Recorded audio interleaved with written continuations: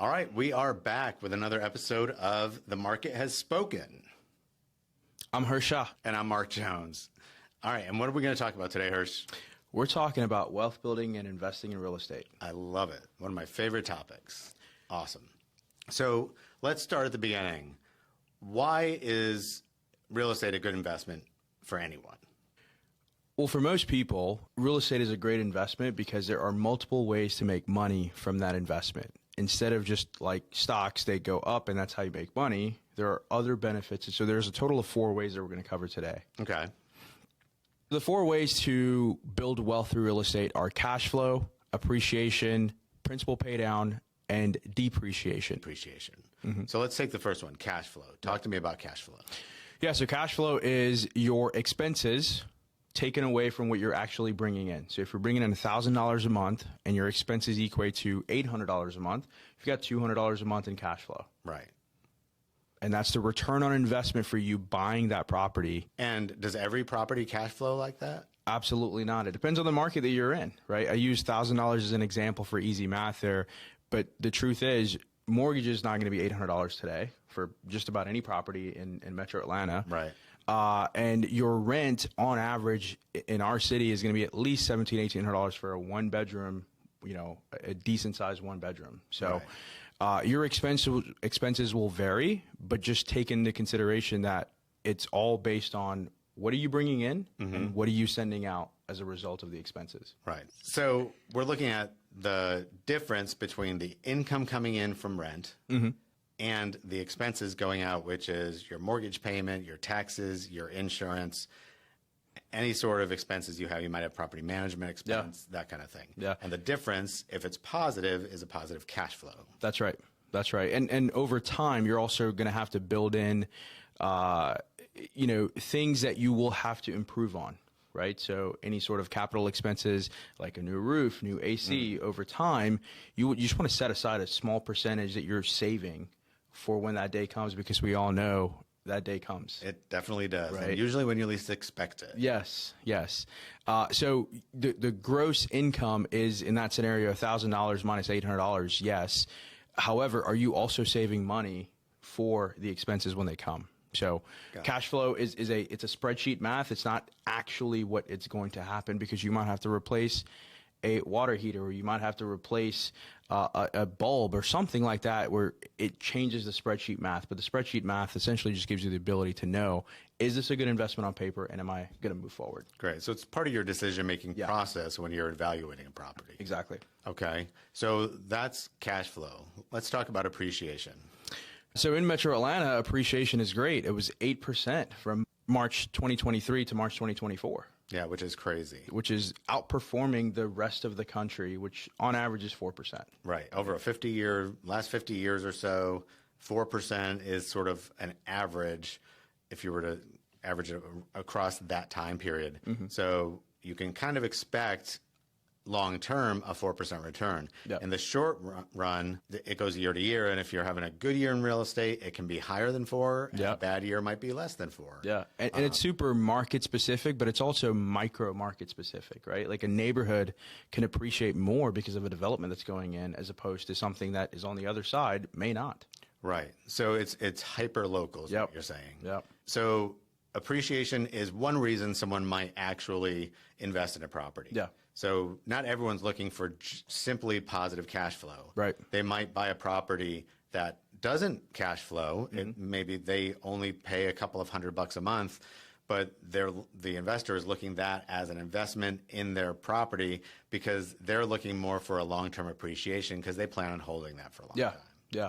And there's a different type of investor that each of these metrics will speak to, right? Younger investors want to invest for the future, and they're going to bank on appreciation because they're not planning to do anything with the property today. It's 10, 20, 30 years from now. And as we know, the value of money goes down because of inflation. Over time, your property's worth more. You essentially had someone else pay for the property, which is the next part, which is principal pay down.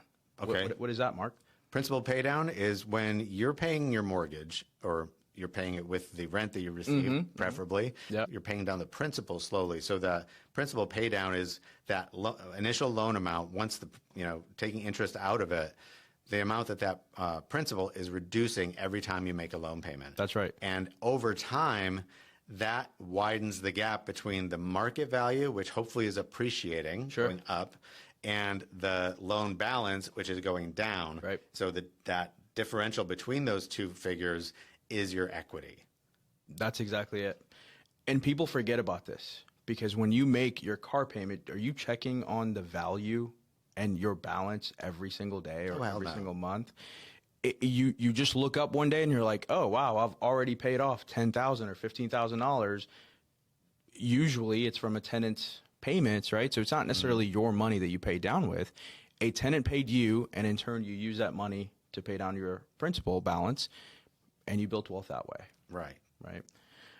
And then the fourth, what's the fourth, Mark? So the last one would be depreciation. And depreciation is kind of a nuanced thing that most people don't really understand.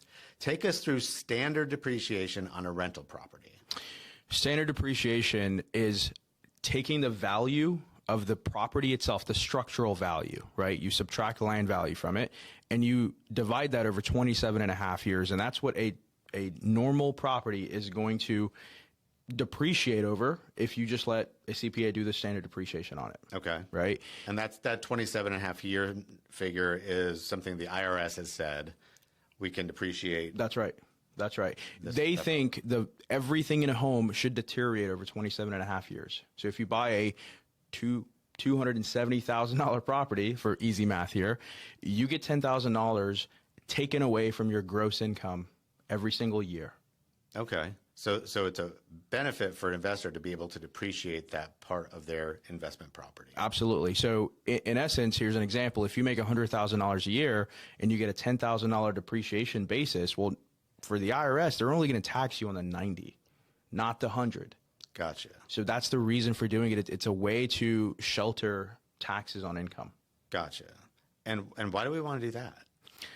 Well, because your taxes are the biggest expense that you have. Right. Right. And your living expense and your tax, of course, is usually going to be the second. So if I can pay less, I can have money to go buy more real estate. Gotcha. It's a vicious cycle that if you get into it, it's a good problem to have. Yeah.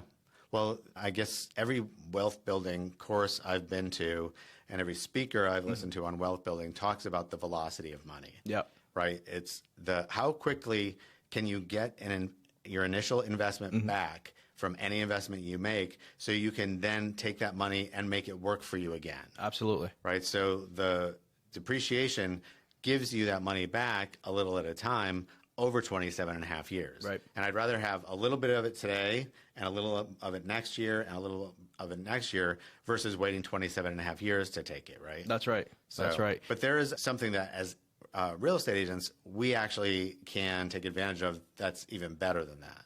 And that is bonus depreciation. Advanced depreciation, right? Take me through the math on this.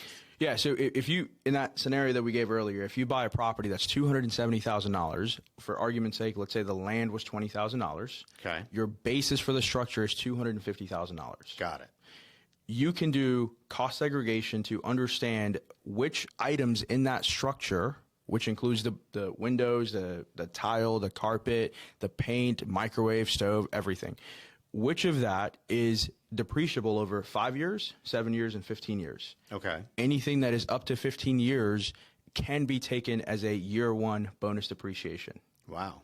So there's a lot of formula on this. And by the way, we're not tax professionals, so please consult your own. Here's our disclaimer. Don't sue us. Right. We're speaking from our personal experience so we can sort of help you. And so when in that scenario where the structure is 250, typically the math is going to be about 25 to 30%. So about a third of the value of the structure can be taken as advanced depreciation or bonus depreciation. In year one. In year one. Wow. As opposed to having to wait for 27 and a half years to go through that. And you're going to have advanced and you're going to have the regular, right? So what you can't take in that 15-year time frame can be taken over 27 and a half years. So you get the use of that money sooner. Right now. So your velocity of money is higher, it's quicker. Absolutely. So you can quickly take that money and turn around and invest it again. That's right. So you're constantly churning as money comes in, you're taking it, you're pushing it back out there in another investment to make more money. That's right. And the idea is to get that money to come back as quickly as possible so you can do it again. Yeah.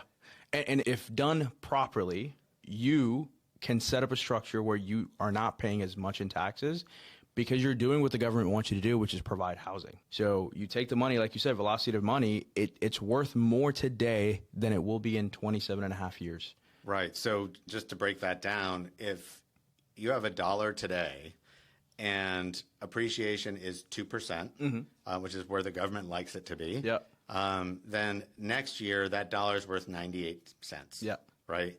The year after that, it's like 2 cents less. Your dollar is shrinking if you're not doing anything with it. That's right. If it sits in a savings account, that's horrible. Yeah, especially at the rates that savings were for the past couple of years. Yeah. There are a lot of savings accounts out there now that are 5%. Yeah. Right. But I want to think about that for a second, because if I have $50,000, I can either use it as a down payment. Let's say that's my 20% on a $250,000 property. Sure. Or I can take that $50,000 and invest it in a 5% savings account. Okay. So we were talking earlier, and you said that the appreciation over time is 4% per year, long term for real estate.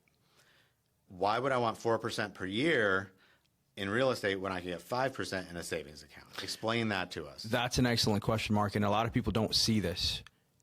The $50,000 that you put in a high yield savings account that's earning 5%, it's 5% on your investment of $50,000 or your savings of $50,000 per year. In real estate, if you spent the $50,000 to buy a property that was $250,000, that 4% is not on the $50,000; it's on the entire $250,000. Right. So you get levered returns because it's real estate. That's the only asset class that you can do that with, where you can spend a little bit but earn the return on the whole thing. And that's leverage. Yeah. Right? That's what we talk about when we talk about financial leverage. Exactly. You can use the bank's money. Yep. You put in 50,000, they put in 200,000. Yep. And you're getting the appreciation of the full 250. That's right. So over time, that's going to be a much bigger amount. Sure. Even when you factor out costs and expenses and things like that and debt service, you're still going to be in a much better situation than if you had just taken that 50,000 and put it in a 5% savings account. Absolutely. Yeah, it outperforms because it's compounded too, right? In 5 years, it trumps anything that you could have done with a savings account or anything like that. So a compounded $250,000 basis is a lot better than a compounded $50,000 basis. That's right. And that's not even getting into tax benefits, right? So depreciation, the tax benefits of owning real estate, the money you can write off that's interest on a loan, things like that. So there's a lot of ways that being a real estate investor is absolutely more advantageous than just about anything else, including being a more consistent investment. Absolutely. We belong to a community, KW Wealth, and we showed up to an event, this was last year. And to get in the door, the plan was you got to show up with a net worth plan for whatever you wanted your life to look like and the amount of time that you wanted it to look like. And when you broke it down, it was as simple as buy one property a year. And if you did that consistently, it's not I'm paying taxes and buying a property. I eventually get to a point where I'm not paying taxes and I'm buying a property from paying the IRS. Right. So which would you rather have? Pay a fee to the IRS that you never see any benefit of, or buy an asset that can pay dividends long term? Right, and minimize the amount of money that goes to the IRS in the first place. That's right. So we've sort of established real estate's a good investment. Absolutely. Right, and we've established that real estate agents are in a unique position because we're what the IRS qualifies as real estate professionals. We're working more than 750, I believe. 750 hours a year in real estate or real estate investing. So we are considered real estate professionals. So we can take advantage of things like cost segregation. So we should definitely be doing this. And I want to scream that from the rooftops for every person out there that's in real estate that isn't investing. But we have a whole industry of real estate agents that aren't even homeowners. They're not even buying the thing that they help other people buy. Yeah. Mostly because we're not great at saving money, right? As a group, we are known for basically spending what we get. and sometimes not even putting aside money for our taxes. That's right. It's not unusual for someone to get to the end of the year, owe money on taxes, and have zero in the bank because they've spent all the money and never put their tax money aside, never sent quarterly payments in. Yep. So it's a vicious cycle, right? So doing this kind of investing as a real estate agent is actually a great way to have a forced savings account and a forced retirement account, because most of us are not good at doing that on our own. But if you buy a property, let someone else manage it, and just watch it appreciate, then you have a forced savings account for your retirement. Absolutely.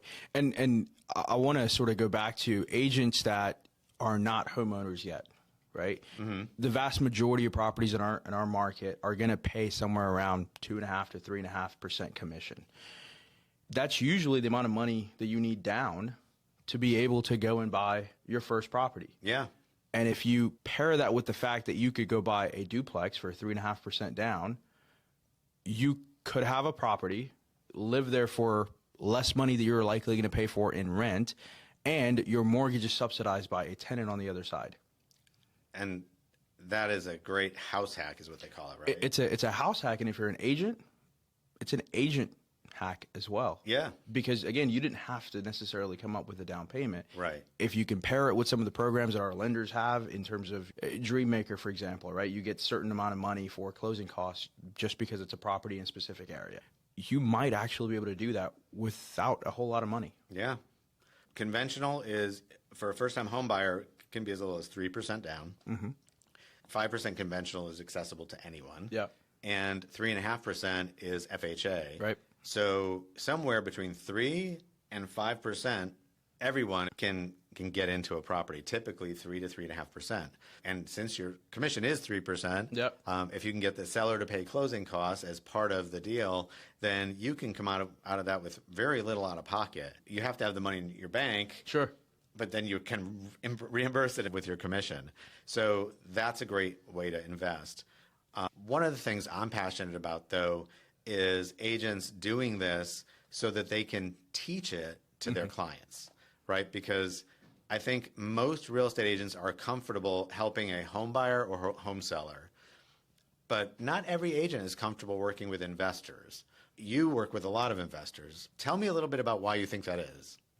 So I go back to pre-real estate, right? I'm still working at Verizon, and my journey started in about 2015, 2016 when I got to a senior leadership level at a store.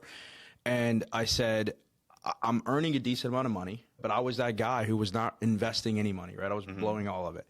And I had just met my now wife, and I'm like, I should probably mature a little bit and start thinking about investing in something.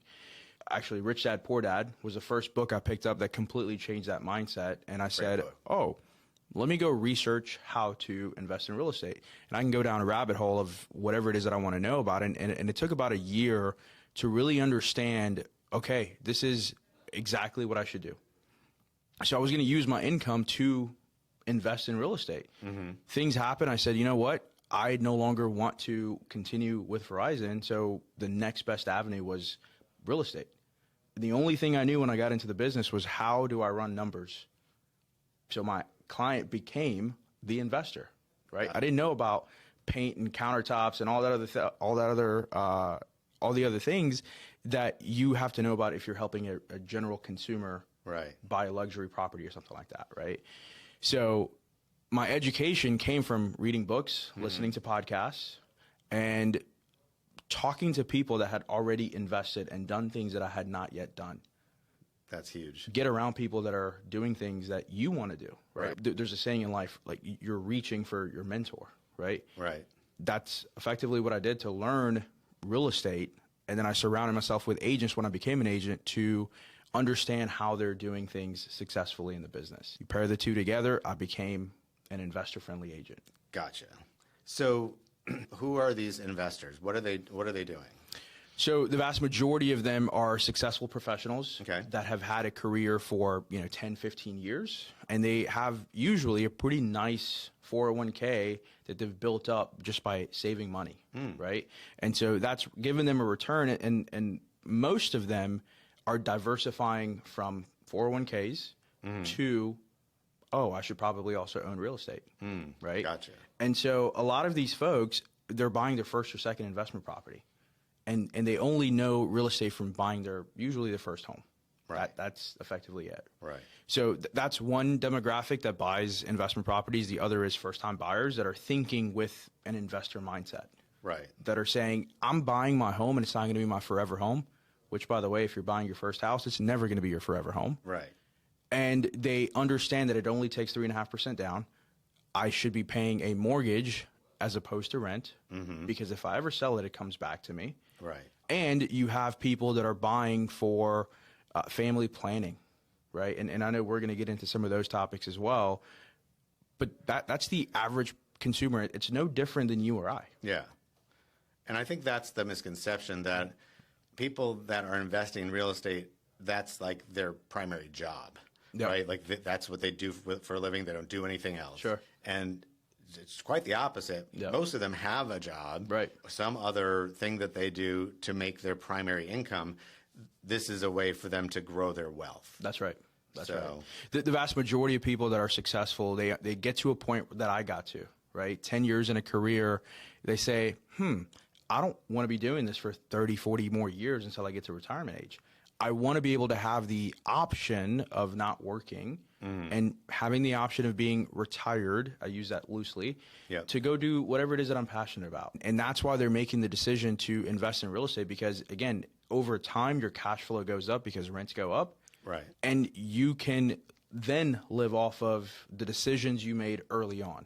Right. Which is cash flow, appreciation, all the things. And going back to time value of money, the sooner you start investing in real estate, the better off you are. That's right. Right. So when I see these young 20-somethings that are buying their first house hacking or buying their first investment property, it's awesome. I love it. Because when they're in their 50s and 60s, they're going to have so much financial freedom that their peers who didn't do that and just put money in a 401k, they don't. Yeah.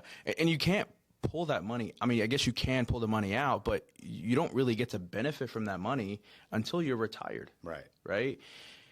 And if you pull it out early, which there are options, you're going to pay taxes and you're going to pay a penalty. So whatever you saved up goes right out the window. Right. You know, and if you start investing at even, let's say, 25, you often don't have to wait that long to benefit from the wise decision you made to buy. Right. As long as market dynamics are healthy, which they have been for quite some time now, you can take the appreciation, put it into your next property, or you can take it and go invest it. Right. Go buy a beach house, a mountain home, whatever it is, because as you go through life, you're going to want different things, and that decision that you made when you were 25 is going to help fund all of those. Awesome. So let's talk about the types of people who should be looking at investing. You mentioned house hackers already, first-time home buyers that have more of an investor mindset. That's right. And want to either buy a place with multiple bedrooms and let their roommates pay the mortgage, or they're looking at buying a multi-unit, a duplex, triplex, quadruplex for 3.5% down and letting the other 3 units, tenants pay the mortgage. That's right. Right. So that's one set. Who else should be looking at it? You mentioned family planning. Yeah. So I have 2 young kids.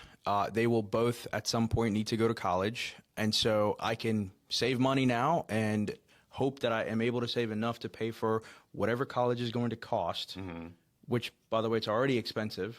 It's very expensive. In 15 years from now, it's going to be even more expensive, right? So one way of doing that is by saving the money, or I can just go buy a rental property.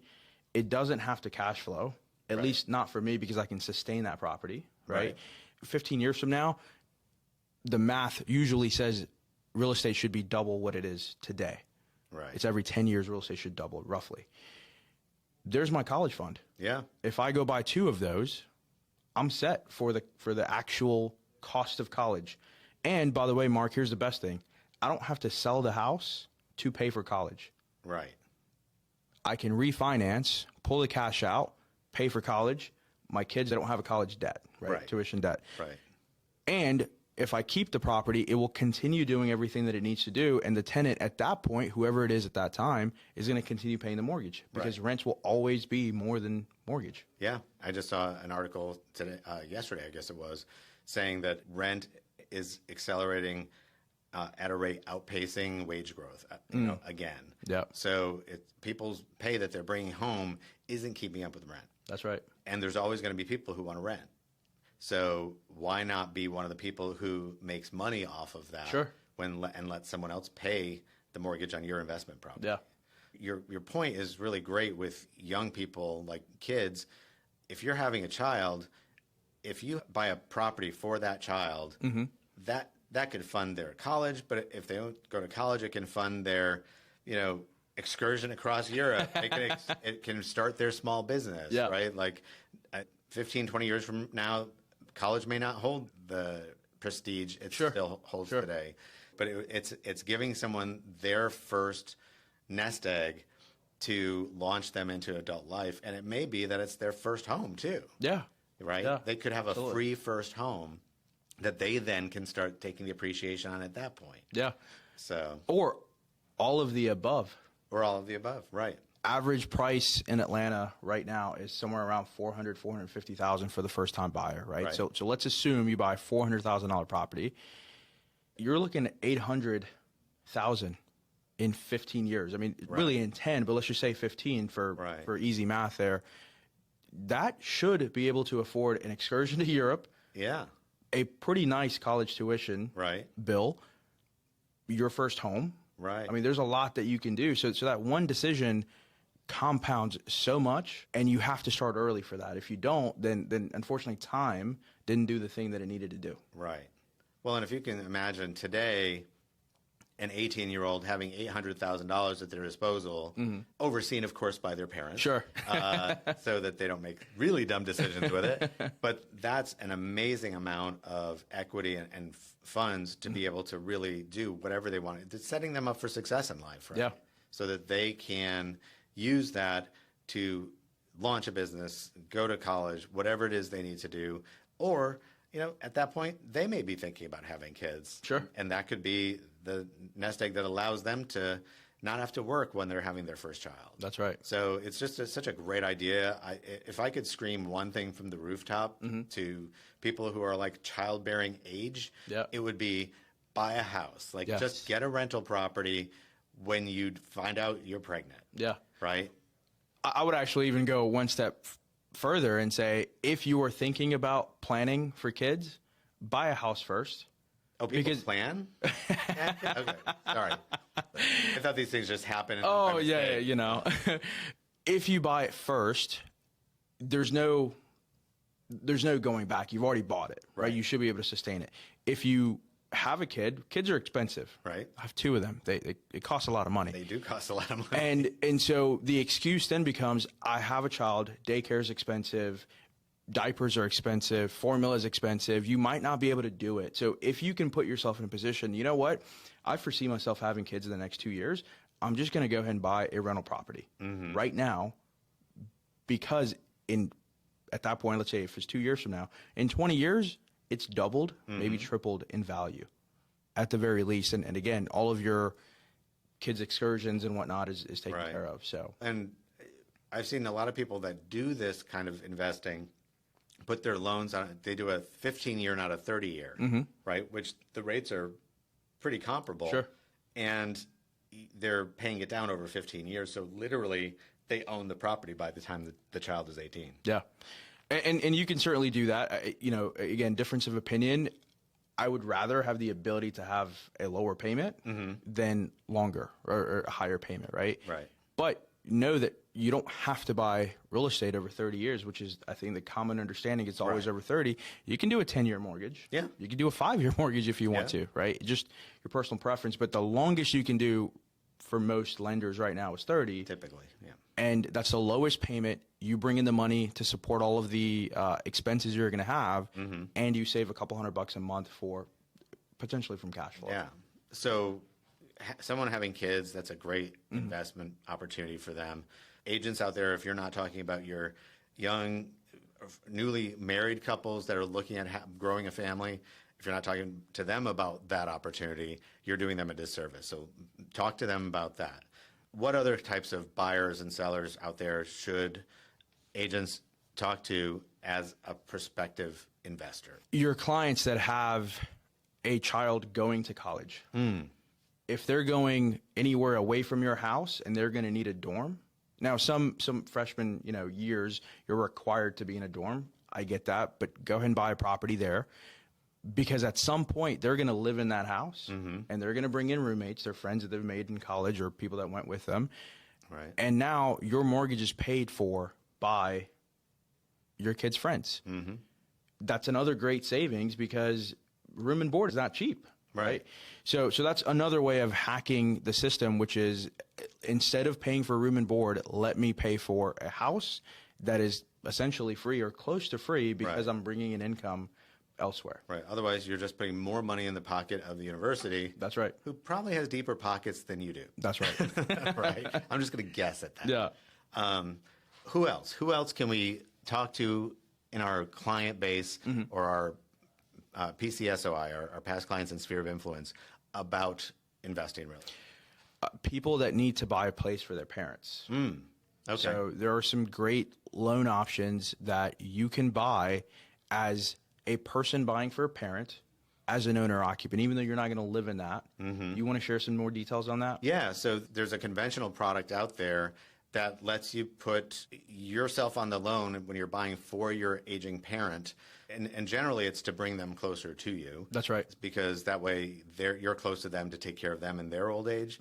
But you can buy that at an owner-occupant rate, whereas without a product like that, if I already live in Atlanta, I can't buy a second primary residence in Atlanta.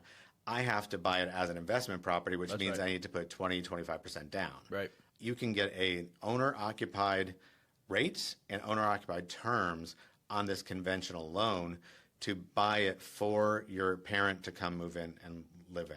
So it's just a great way to own yet another home and do it for a parent, and to be able to take advantage of those owner-occupied terms. Yeah, absolutely. There's another category that comes to mind. Okay.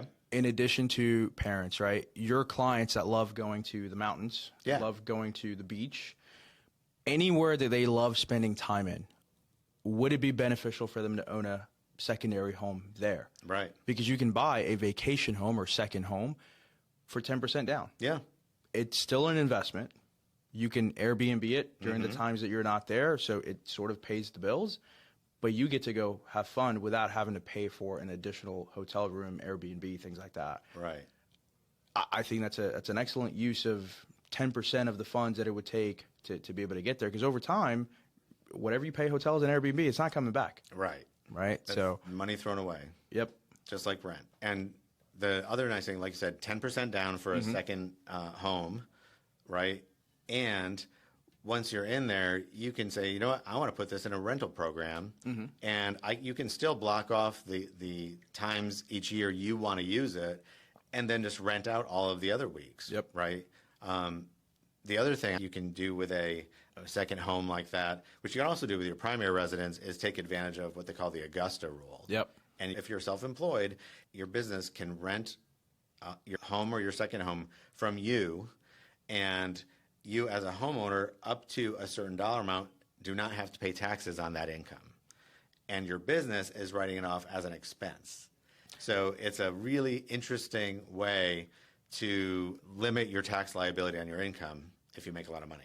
Absolutely. We'll go back to our disclosure. We're not tax professionals, okay? We're speaking from experience. In Augusta rule, Mark, why is it called that, number one? Right. And what does it help me do?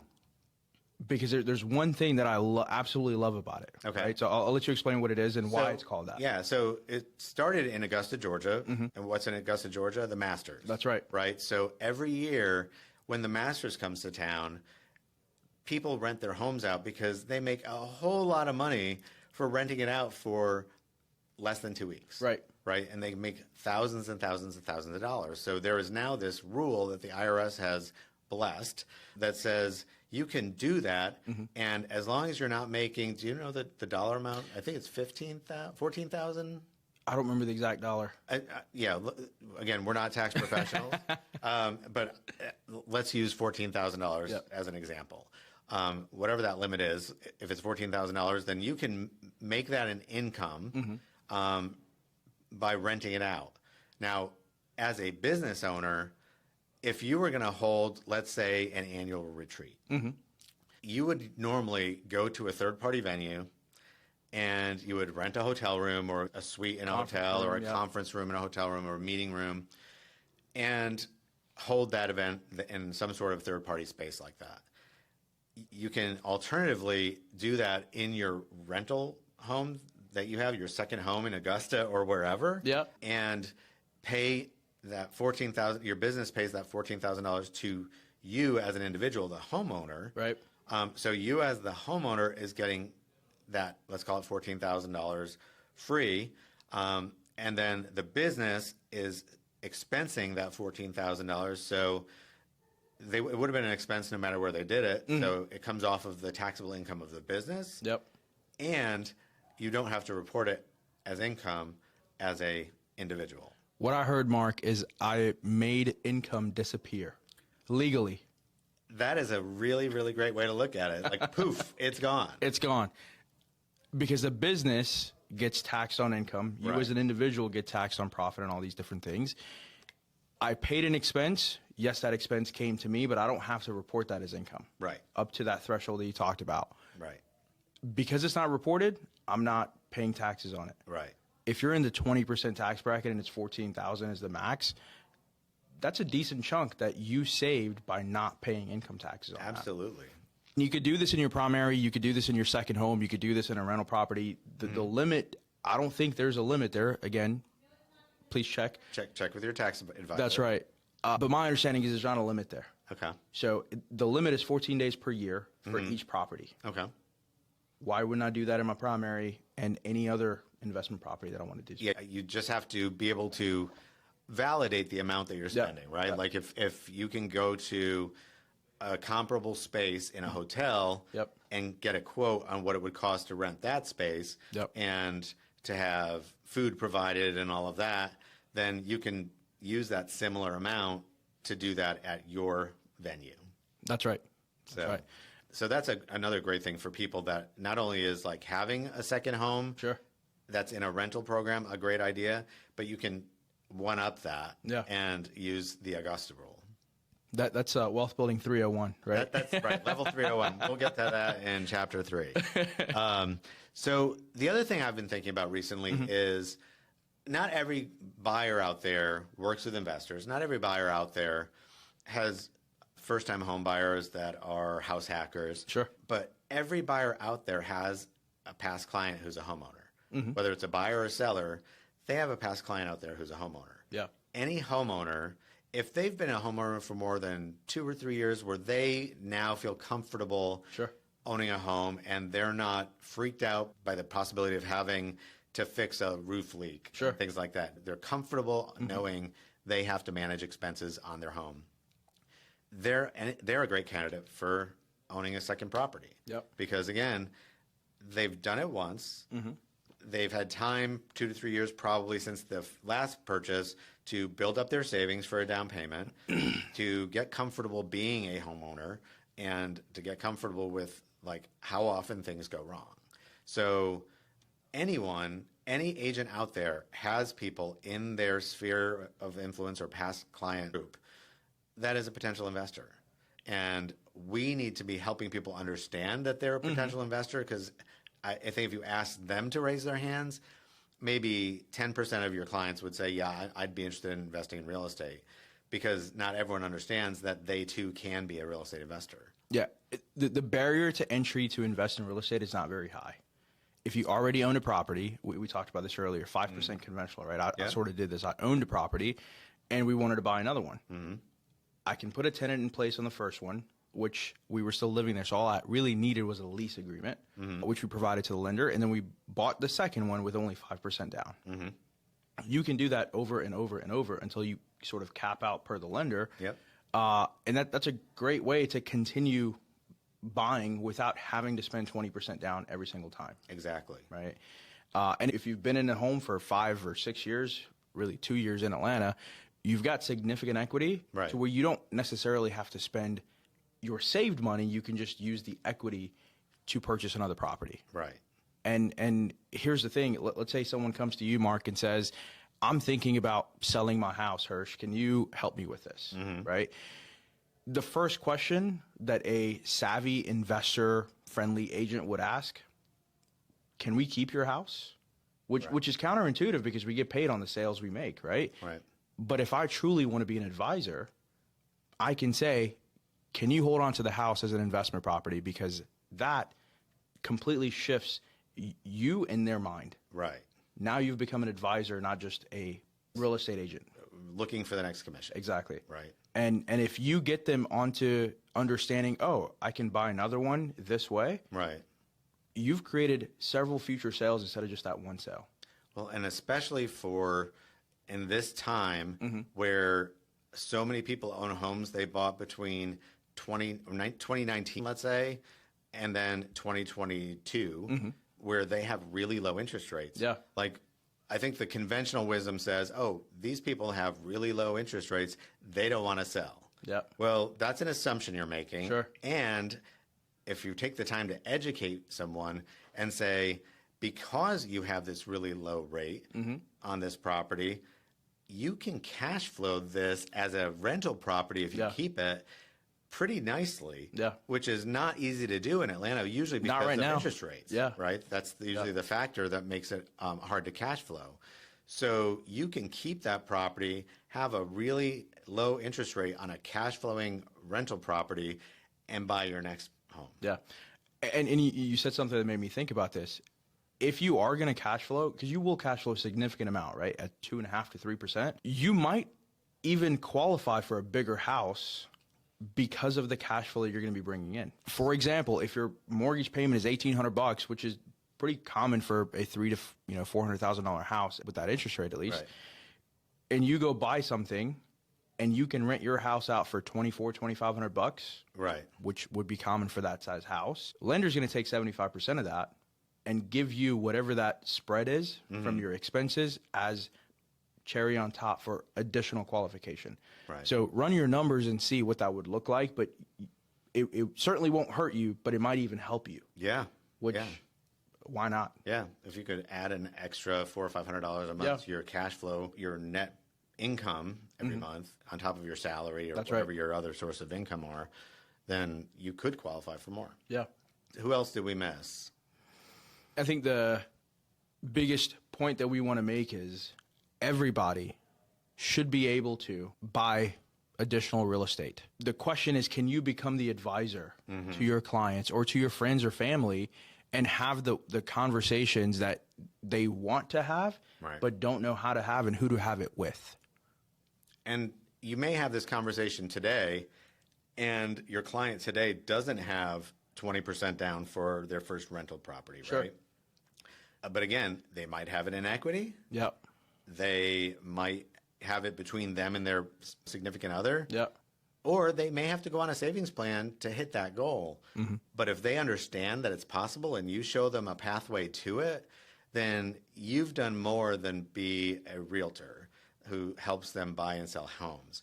You are now a wealth consultant. Yep. You have helped them understand how to grow their personal wealth and given them a pathway to doing so. And that changes people's lives. Absolutely. In MREI, Gary uses MREI for millionaire real estate investor. Gary calls it the inner circle. We should be in the inner circle as wealth consultants with the CPAs, with the financial advisors, because at the end of the day, that's what we do if you do the things that we're talking about. If you're consulting them on these things, you should be able to have those conversations and be the first phone call, just like a CPA would or just like their financial planner would. Absolutely. So, yeah. So first step for an agent who doesn't understand investments, what do they need to read, listen to, watch, whatever? I say pick up a copy of Rich Dad Poor Dad. For sure. That will help you change your mindset on it's not just working for money, but having money work for you. And that's exactly what investments are. Right. Get connected to, there are tons of different podcasts and YouTube networks out there that will teach you real estate and how to run numbers. Probably one of the largest ones out there is Bigger Pockets. Real Estate Rockstars, right, is another. But no matter where you go, if you're interested in learning real estate, you can find it, whether it's social media, it's, YouTube, books, podcasts, all Instagram, TikTok. Yeah. Like there's actually a lot of really good information out there. I would just say if you're getting it off of social media or YouTube, just do your homework and verify it. Yeah. Like don't just trust that everything is, just like every book you read, trust but verify. Yeah.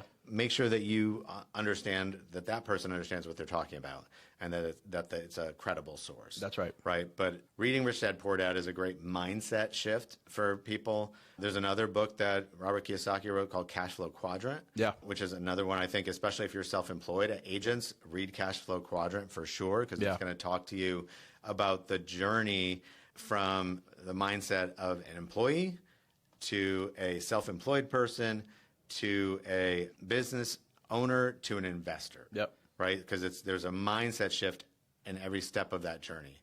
So educate yourself, learn this stuff, and if you don't have an agent near you that can walk you through how to calculate a cap rate, how to calculate an internal rate of return, how to see if a property cash flows, how do you evaluate a property to see if it's a good rental property, then get around one. Yeah. And learn, ask questions. So educate yourself, get really good at being an investor so that you can do it yourself. Secondly, start having these conversations, right? Yep. Start having these conversations with everyone in your sphere. All of your past clients, all of your sphere.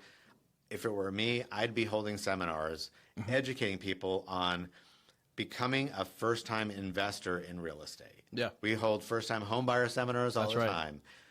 How many people are out there holding how to transition from homeowner to investor? Yeah.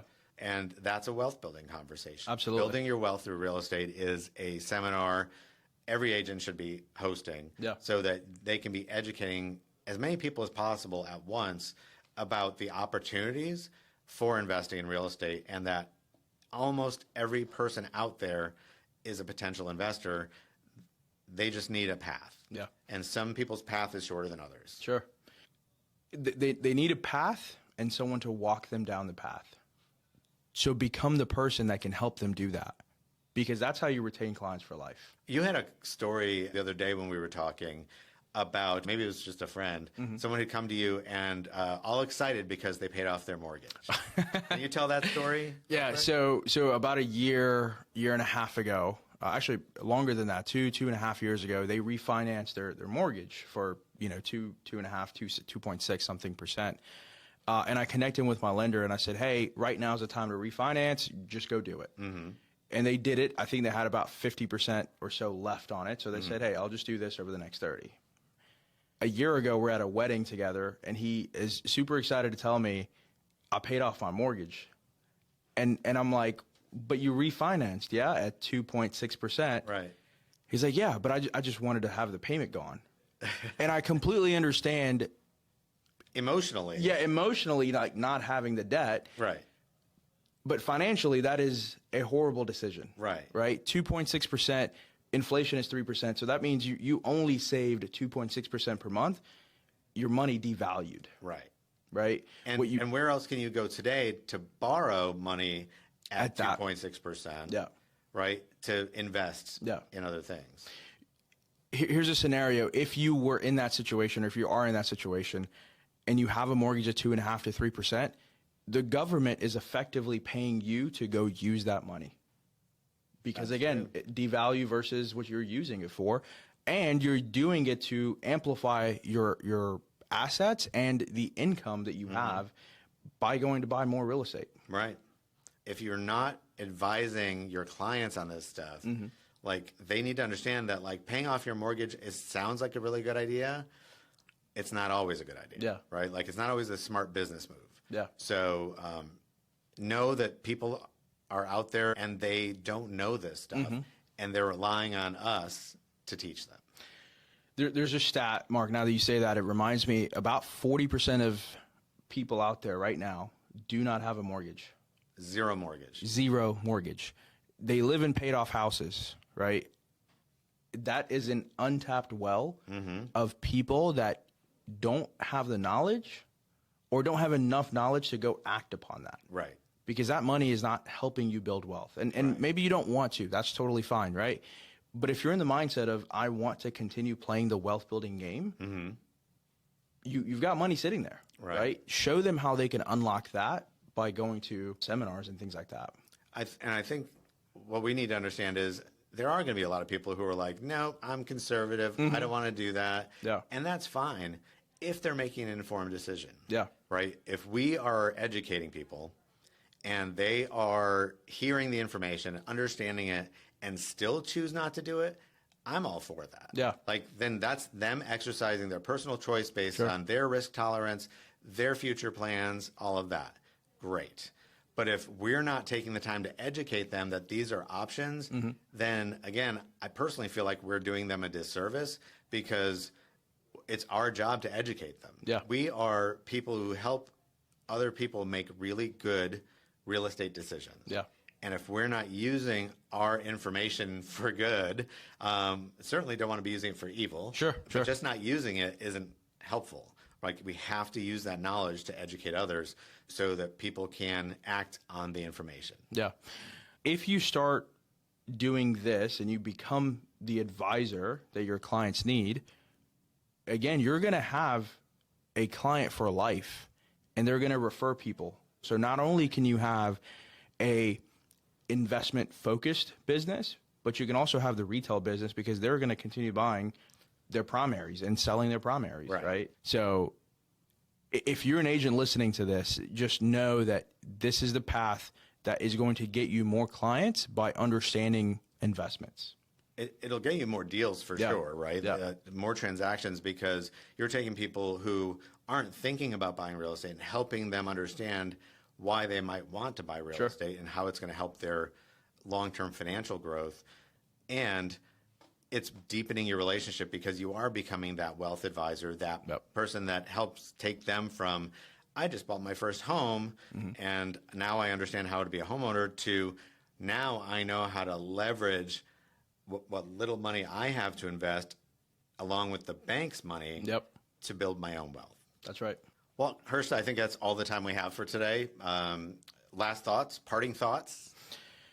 If you're an agent, start learning how to help people build wealth, because that will ultimately help you build wealth. Right. And not only through the investment in their primary residence. Yeah. And if you're not an agent and you're going down the journey of learning how to invest in real estate, get around someone that can help you so you can be on the wealth building journey. Absolutely. All right. The market has spoken. This is Mark Jones. And I'm Hersh. And we'll see you next time. Bye.